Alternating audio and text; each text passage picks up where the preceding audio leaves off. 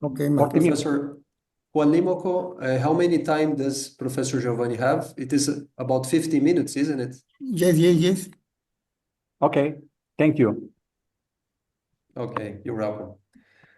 Okay, then now it is my pleasure to introduce you to Professor Giovanni Molica Bisci from the Università San Raffaele di Roma.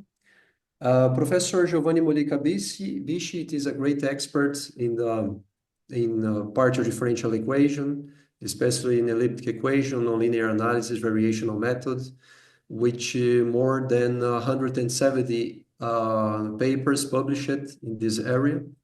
Then for us, it is a great pleasure to have you here, Professor Giovanni. And Professor Giovanni is going to talk about critical equations on the sphere. Thank you very much, Professor Giovanni. Now it is your turn. Okay, thank you very much to all of you to be here. Many thanks for your kind invitation. And in this talk, I will discuss about the existence of weak solutions for some classes of elliptic equation defined on the sphere. In particular, I want to present here recent results on a critical equation settled on the Euclidean sphere. The problem that I want to study is very classical and also, in some sense, very hard to treat. And in this case, I want to show you how just using a simple hypothesis on the dimension of the sphere, we can obtain existence of multiple solutions for these classes of elliptic equation, also in the critical case. This is absolutely not simple to understand, but seems to be work just by using some condition of algebraic type. In particular, I want to emphasize here that the main methods that I will use during this talk are based on the classical, very classical variational methods. The new idea that I want to discuss with you in this occasion is based on the use of symmetry on the sphere. And the results that I want to explain you in this talk is just this.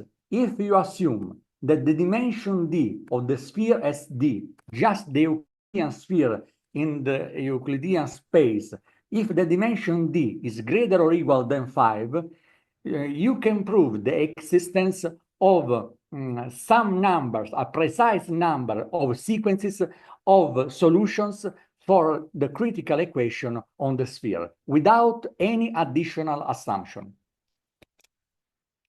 More precisely, we want to discuss here equation 1.1. You can see we have here an operator, is the classical Laplace-Beltrami operator, Laplacian of HW. And in this case, of course, you can consider the Laplace-Beltrami operator that is induced by the natural embedding on the sphere on the Euclidean space Rd plus 1. You have a weight here that is alpha and a weight that is beta. You can assume, for instance, that alpha and beta are essentially bounded on the sphere, or if you want to also see infinity, this is not a problem. And you ask about the existence of multiple solutions for this problem when the nonlinear term that you have here is governed by the pure power. And in this case, of course, if Q is exactly the critical exponent, you have a critical equation on the sphere, and you also consider the case when Q is less than the critical exponent, and you have, in this case, a subcritical equation settled on the sphere. Then, if Q is the critical exponent, you have a critical equation on the sphere, and this is strictly related to the famous problem to Bresis and Nirenberg, and on the classical problem, a geometrical problem, that is the Yamabe problem on the sphere, if you check on about the positive solution on the sphere. then you have this simple equation, simple in some sense, settled on the sphere. You just assume that alpha and beta, as I recall you again, is L infinity, and you also assume a symmetry assumption on alpha and beta, and in particular, you assume that these weights are OD plus 1 invariant with the essential inf positive.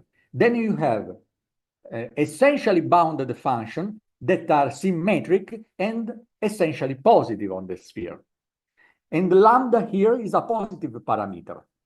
Then you have this equation, and we want to check weak solution. But from standard regularity results, you can assume that you can have also that the weak solution that you obtain in a suitable subspace are also classical.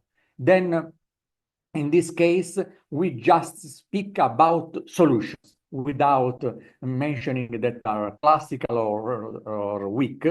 Indeed, if you have a weak solution, you have, in this case, also classical solution by classical regularity argument. Then we are interested on the existence of nodal solution on the sphere, not solution with the positive sign. Then is not exactly the Bresis-Nirenberg problem that we want to study on the sphere, but a problem that in this case is more sophisticated, is the problem of to find a nodal solution on the sphere. That means solutions that change sign on the sphere. I repeat again, in this case, the main approach is valid for subcritical equation and also for the critical case. This problem is not solved for supercritical equation, but in some sense, at the end of the talk, I will discuss about a future progress in this direction. Then in this case, the main result is valid for subcritical equation and also for critical equation, but not for supercritical equations. This problem has been studied by several authors, and the literature is very large. It is impossible for me to give you a concrete list, complete list of authors that studied in the past this problem. I just mention here some papers that are related to the main results, and I want to point out our attention to the papers of Robert and Vetois, the paper of Lee, and Henri et Pétéan. This problem, also the problem of nodal solution, is related also to some geometrical problems that I don't want to discuss here. And I point out that when the weight alpha is constant, and this constant is exactly this number here, d times d minus 2 over 4, and you have also that beta is constant, exactly the same number. You have the classical Bresis-Nirenberg problem of the sphere if you check positive solution. And this problem, when you check nodal solution, has been studied in the quoted paper by Ding in the past, obtaining the existence of an infinitely many solution of this problem by using also in this case symmetry. But in the paper of Ding, the results of Ding ensures just the existence of a sequence of nodal solutions for this equation. We are able to do more with respect to the results of Ding. I point out that this seminal paper due to Ding is based on some previous results due to Barsch and Willem. That also is a key point that I will use in my approach. I emphasize again that the existence of nodal solutions by using topological and variational methods has been studied also by other authors. I just mentioned here some papers of Clapp and Fernandez, Del Pino, Musso, Pacard, Pistoia, Musso, Way, Fernandez, Pétéan, Clapp, Faya, and Saldagna, and many others. But I just point out here just these names since the results is strictly related to the main approach. Indeed, they use also symmetry in their construction. The main results is presented in this theorem, and I just want to read the result with you. Assume that you have the sphere SD embedded in RD plus 1. Assume that the dimension of the sphere is greater or equal than 5. This is the unique hypothesis.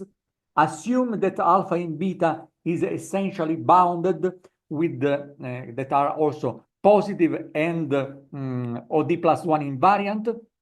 And then the results say that if you choose lambda positive, then you have exactly this number that I call here SD, that is the integer part of d over 2 plus minus 1 to the power d plus 1 minus 1 sequence of nodal solutions, and also with the mutual different symmetric structure.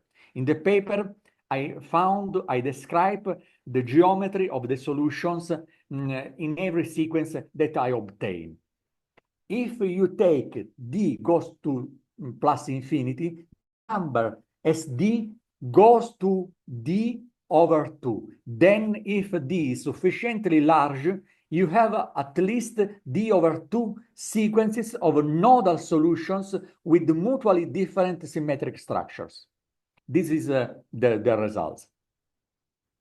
I want to point out here that this approach can be also used in order to treat problems when you don't have exactly the critical power, but also a nonlinear term with an asymptotic critical behavior at infinity. But I restrict my attention here to this case, to the case of just of the critical power. I just mentioned in this occasion that one approach similar to this has been used by Cristalli in some papers in which they study asymptotical critical problems on the sphere in the case when alpha, the term that you have in the leading operator of the equation, is exactly 0. This is not simple, and the approach of Cristalli is also valid in this framework. Okay, then if you have the dimension of the space sufficiently large, you have SD sequences of nodal solutions with mutually different symmetric structure. This is the results that I want to discuss with you. Okay, as a meaningful consequence of the main results, you can also have the following corollary. Assume that the dimension is nice, that means d greater or equal than 5, then the Yamabe type equation, that means alpha and beta are equal and exactly equal to d times d minus 2 over 4, then this Yamabe type equation admit at least SD sequences of nodal solutions with mutually different symmetric structures. The main approach, as I said to you before, is variational, and I check solutions looking at the critical points of this functional that I show you here. This is the classical one that you can imagine. And then you check critical points by using standard variational methods on the Sobolev space H21SD. But in the case of a critical power, you don't have that this Sobolev space naturally is not compactly embedded in L2 star. And this lack of compactness produces several problems in order to obtain solutions. In particular, the problems becomes higher when you want that the solution that you obtain are nodal. This is the main point. Always possible to obtain nodal solutions for critical problems on the sphere. Since you don't have these compact results, you don't have that the natural Sobolev space is embedded in L2 star. This is false. It's just a continuous embedding and is not compact. then the main idea is to use a symmetry. And this is just the strategy that I want to explain to you. And this strategy started from a paper of Lyons, in which Lyons point out the fundamental rule that symmetries has studying variational problems. Okay, the main idea is to construct suitable subgroup of the orthogonal group in such a way, if you take one of this group, you can create, starting from this group, you can create a spatial subspace of H1SD that is a Sobolev space with the symmetry associated to this group. And then we want to work in this subspace and we check weak solutions in this subspace. And thanks to a criticality principle of Palais, you have that this solution on this subspace is also solution in the initial ambient space. Then you have solutions for the equation in the entire space. But this is not simple. Indeed, the construction that you want is not easy to obtain. Indeed, you want multiple solutions, and my idea, I want to show the idea looking at this point here. If you look this geometry, this is a flower-shaped geometry that we want to construct in H21SD. In every petal that you construct, this is a subspace of H21SD. This petal that you construct is constructed starting from a subgroup of OD plus 1. Then you have the orthogonal group, you take subgroup of OD plus 1, and starting from this subgroup, you construct a Sobolev space that is just a petal, one of these petals. But you want more. You want that this subspace that you construct reflect the geometry that you can see in this image. That means that every subgroup, if you take two different subspaces, the intersection of these two subspaces is just 0. Then, if you use now variational methods in every petals, you can use, for instance, the Funtam theorem or also the Z2 version of the Muntam pass results in every petals. You obtain an infinitely number of solutions in every petals, and by using a result of Wagon, you can obtain these existence results also in the critical case. Then the main idea is essentially the following. You construct this geometry here by using a suitable decomposition of the orthogonal group. Starting from this subgroup, you construct suitable subspace with this geometry. In every petals, you use standard variational arguments, and then by using the criticality principle of Palais, you have the solution also for the initial problem. And then you found exactly a sequence of solutions, and exactly the number of the petals that you construct are exactly the number of sequences that you find. The number SD that I show you in the last slide is exactly the number of petals that you construct in the main construction. And then you have different solutions since you have different symmetry, since the solutions are in different petals. This is more or less the idea that is that I use in order to obtain the main results. But now the problem is how to construct the subgroup, how to construct the subspace, and how to ensure the geometry, the flower-shaped geometry, and how you recover compact embedding. This is the key point. after this, you can use variational methods. But first of all, you need to solve careful every step that I mentioned before. Then, first of all, is necessary construct suitable subgroup of D plus 1. In this direction, I follow the construction that starting from the Barsh and Willem paper that is also used in some papers by Cristalli. Then, for every index I, from 1 to SD, you can construct this subgroup here that I just call GDE. And this, if you look at this decomposition, in order to have this decomposition, is necessary to have that the dimension D is greater or equal than 5.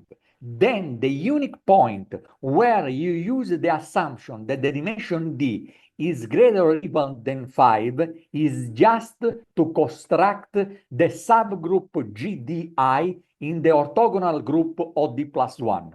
Then the main hypothesis, D greater or equal than 5, produces that this cross product is well defined. If you don't assume that D is greater or equal than 5, this decomposition cannot be done. And then all the construction cannot be constructed, and then you cannot work in this direction. Then the main hypothesis is essentially in order to construct the group GDI for every I between 1 and SD. Okay, you have the correct dimension, you can construct GDI, and then from this, you can construct an involution from SD and SD, and the involution that I consider here is just defined by the function tau I, and the function tau I take sigma 1, sigma 2, and sigma 3, and give us sigma 3, sigma 2, sigma 1, in the first case when E is different from D minus 1 over 2, when sigma 1 and sigma 3 are in R as I plus 1 and sigma 2 is in RD minus 2I minus 1, and take sigma, give us sigma 3 and sigma 1 in the other case. If you take this involution tau I, you can observe that tau I is not in G di I, and also that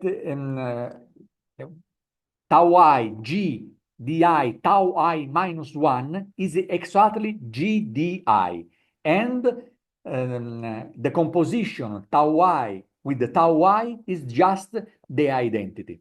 The three relations that you can read here are essentially in order to construct the geometry that have you seen in the slide of petals. Okay, you take this subgroup, you take this involution here, and starting from this, you can define the subgroup that you can find in the formula 3.1. In this case, you can take the subgroup generated by GDI with the involution tau I. This subgroup is a subgroup of OD plus 1. And starting from this, you can construct a natural action, natural in some sense, from the group G tau I di over H2SD. And this action that I call with the sharp hat here reduced to WG minus 1 sigma whenever G is in the group GDI, and reduces us to minus WG minus 1 tau I minus 1 sigma whenever G belongs to this set here. And then you have that this action is defined in all the product G tau I di cross H21 SD. This action is linear and continuous. And then starting from this, you can restrict yourself to the subspace of a function in H2 S1D that are invariant with the respect to the action at sharp.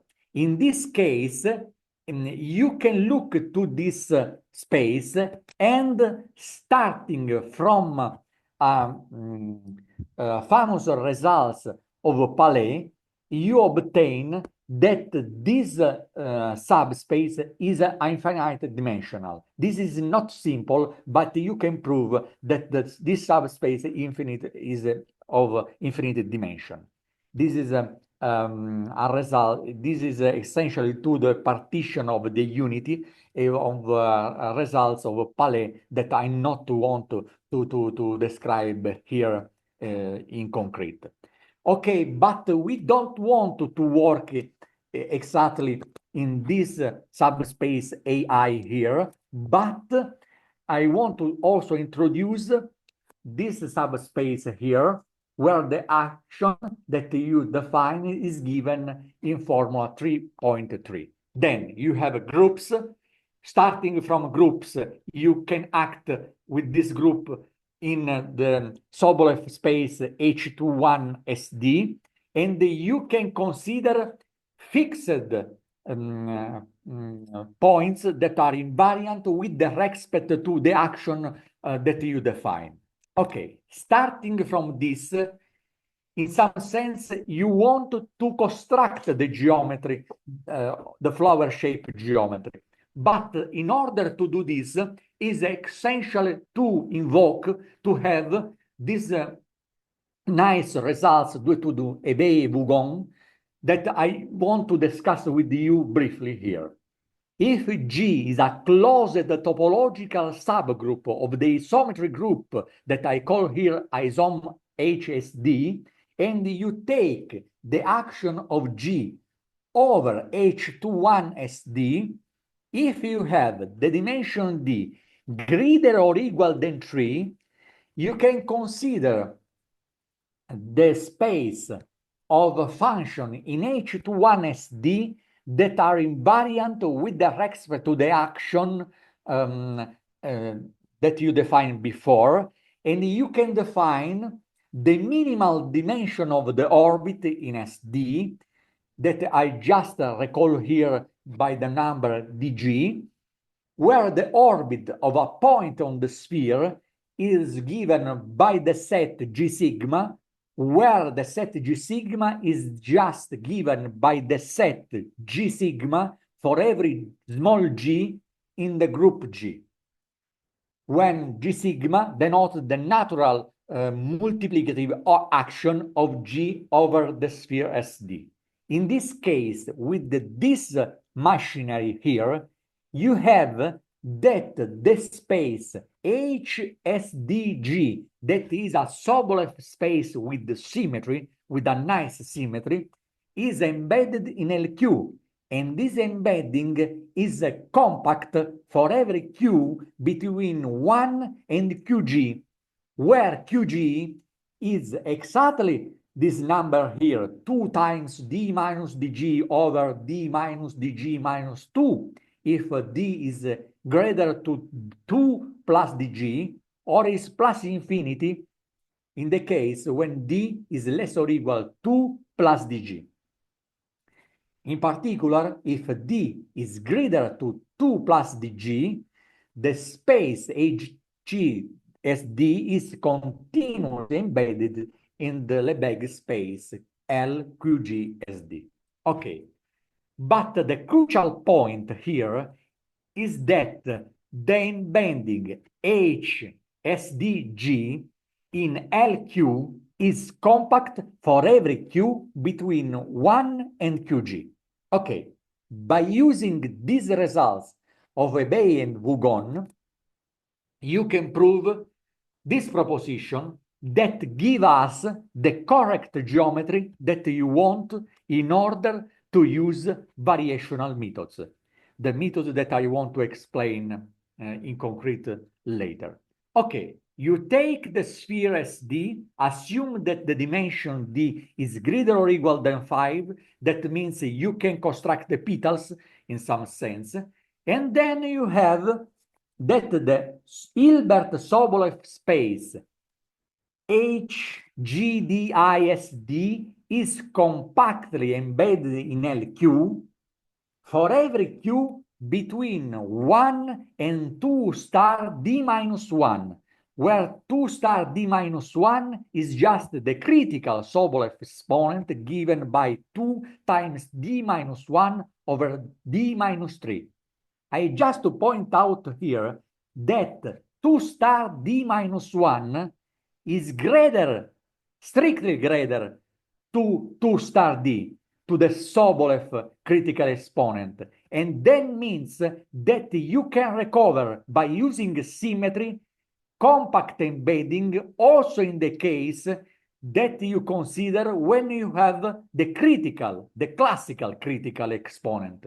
That you can check H21SD is not compactly embedded in L2 star, but you can restrict to the subspace with the symmetry, with the nice symmetry that we have here, and you can recover the embedding in L2 star, since 2 star is strictly less to this number here. And thanks to point E1, you can recover the compact embedding.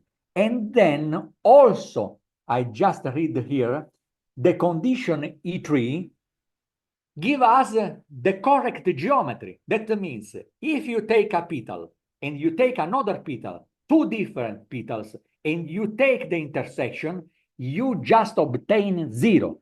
That means if you check a solution in one petal, this is exactly different from another solutions, since you have different petals, then different subspace, then different solutions, and also different symmetry.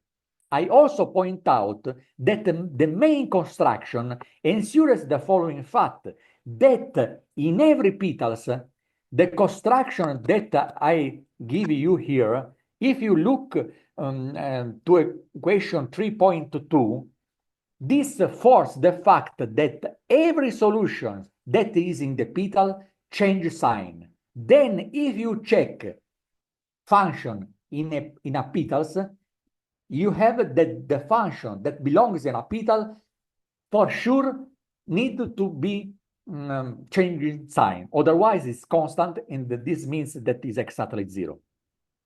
Then, if you check solution in petals, you gratis have that this solution changes sign. Then you have a different solution with the correct behavior, and you also have the different symmetry. And the symmetry is given by the choice of the subgroup and the choice of the action. Then you have geometry that I show you in this slide, and then you can proceed by using variational methods. Variational methods means that you can use, for instance, the Z2 symmetric version of the Munton-Pass theorem, that in this case is exactly equivalent to the Funtan theorem. And then, since you have the correct geometry, you obtain exactly for every petals infinitely many solutions. But of course, you have a minimization in every petals, you have a solution, and so on. But the crucial points that is necessary to use here in order to recover solutions for the initial problem is a result due to Palais. And in this case, if you have solutions in the petal, the solution in the petals are also solutions in the entire space. But this is not just for free. You need to construct the subspace in the way that I explained you before. And in this case, you have the correct geometry that is requested by the Palais critical principle that simply say this fact. If you take, in general, a real Banach space, and you can consider H a compact topological group that acts in a nice way on X, I don't want to be precise here about the action that we want to consider. If the functional j that you have defined in X to R is H invariant and also C1, if you look to a critical points in the subspace of fixed points that are invariant with respect to the action star H, then every point that you have in this subspace is also critical points in the initial space. Then you can use several times this criticality principle in every petals, since every petals is just a fixed points of an action that you construct, and the action is nice in the sense of Palais. And then you can use this principle in order to obtain solutions for the initial space. Then this is a crucial point. And I want to point out here that this result is valid in a reflexive Banach space. This is essential in order to use the criticality principle of Palais.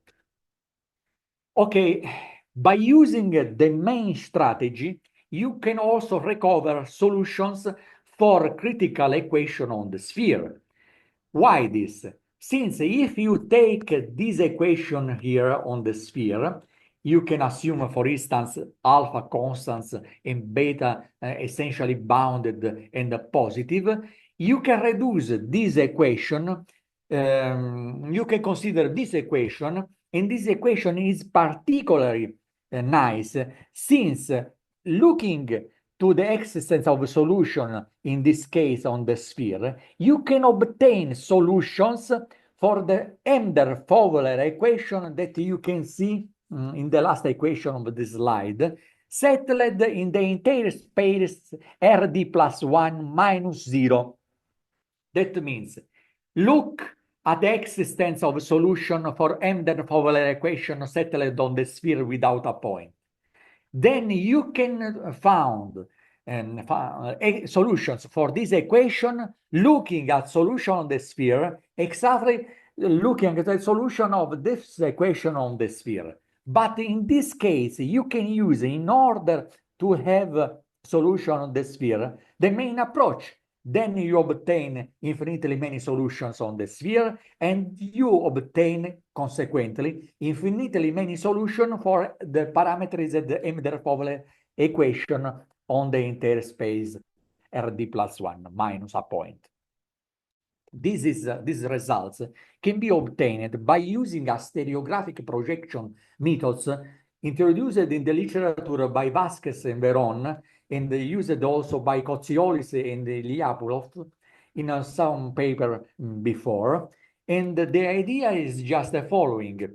You can check solutions on the sphere, and by using stereographic projection, solution on the sphere give us a solution for the Emder-Fowler equation. Then you can use the main results in order to prove the following corollary. Assume the dimension of the space D is greater or equal than 5, and assume that beta is positive, of course, symmetric and essentially positive. Then for every lambda positive, you can have that the Emder-Fowler equation admit at least as D sequences of nodal solutions with a mutually different symmetric structure.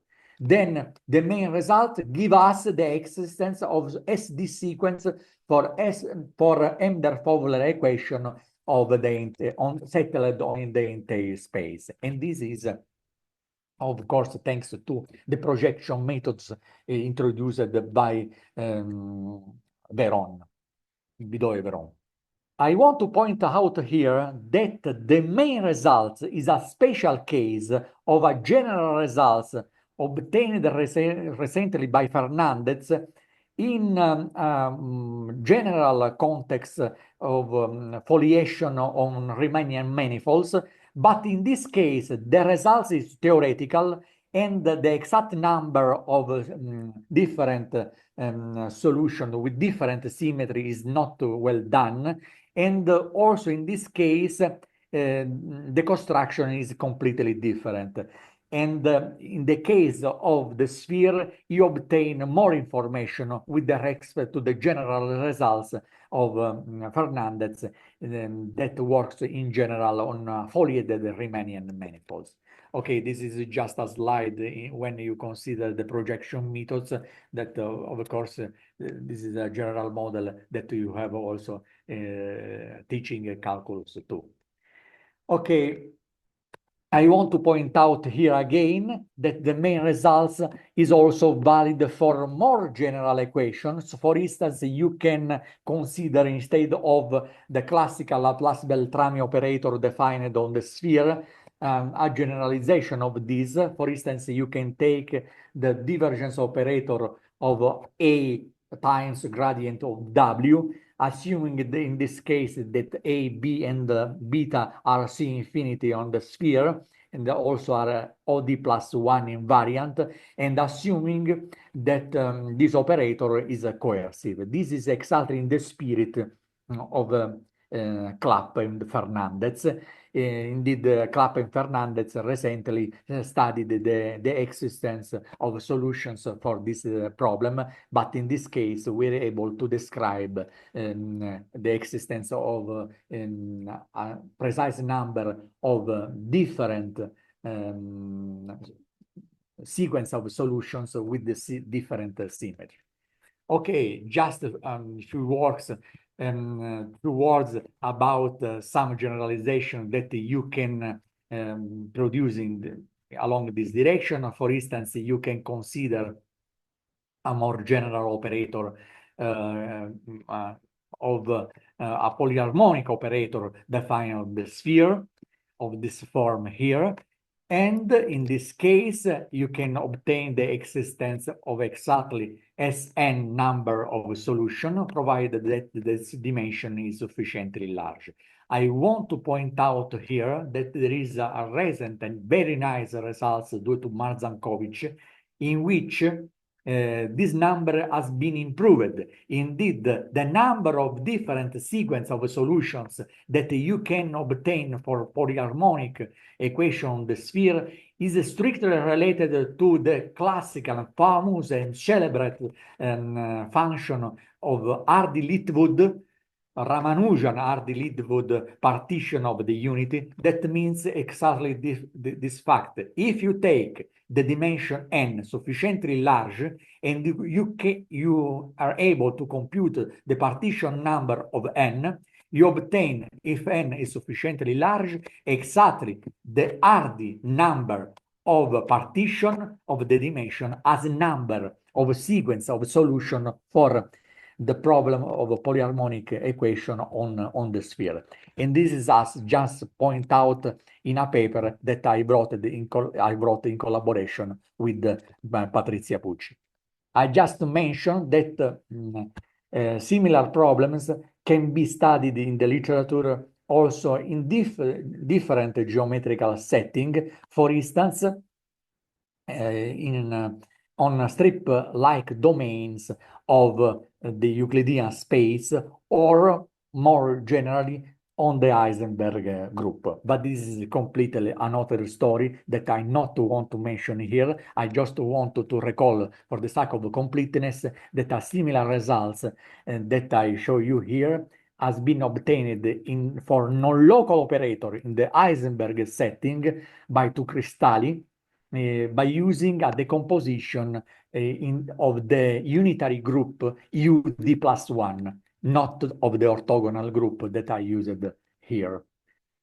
Okay, and I just want to show you just a small list of papers that are related to this geometrical construction that I used in several directions. And I want to point out here the book that I wrote in collaboration with Patrizia Pucci, in which you can find several applications and results in problems in which lack of compactness occur, or as in the case of the presence of the critical exponent. I just to emphasize that the superlinear, the supercritical problem on the sphere is open. The asymptotically critical problem is also open, and is also interesting to study if the main results remain valid for small perturbation of the critical power nonlinearity. Thank you for your attention. Okay, thank you very much, Professor Giovanni Molica Bisci, for your very, very nice, very interesting talk. It is a great subject to study also. It is very, very nice, very interesting. And are there some questions or comments?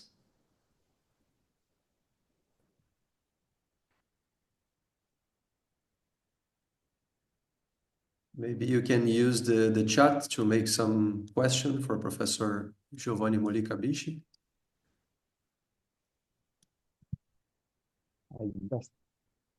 Okay, I do have a question. Okay, Professor, you told then that, for example, you have studied this in the sphere, isn't it? Yes. But it is possible to generalize it to another Riemannian manifold in general. Okay. For instance, I have some results in collaboration with Simone Secchi on Riemannian manifold under some assumption on the Ricci curvature. Then it is possible to obtain some results also in general manifolds, but the decomposition is not simple. For instance, this can be done on the Heisenberg group, for sure. Some decomposition is possible. Also, it's possible to try to extend the results, not just studying problems settled in the Hilbertian case, but in the Banach setting. That means you can consider, for instance, the P Laplace Beltrami operator, but this is very hard in order to construct the correct subgroups in the decomposition. And then also to consider Cartan-Hadamard manifold by using the action of suitable groups on these manifolds. But also in this case, the construction is not so simple. Is strictly related to the geometry. Is almost completely open the non-local case. Indeed, the construction of Ding, Willem, and the other results that I mentioned are not so easy in the presence of non-local operators. One of the papers that you can find in this direction is the paper of Cristalli that is dedicated to Patrizia Pucci and is published in the, I don't remember, in Proceeding or Royal Society of Edinburgh, Section A. Okay, very, very interesting. Very nice. Then substantially two problems. One is related to the geometry, and the second one is related to the Hilbertian structure. Indeed, in the case if you want to consider P Laplace operators, you need to check a correct decomposition that you can check in a simple way, just in the case when P is greater to the dimension D of the space. In this case, you have the continuous representation and you can check the decomposition.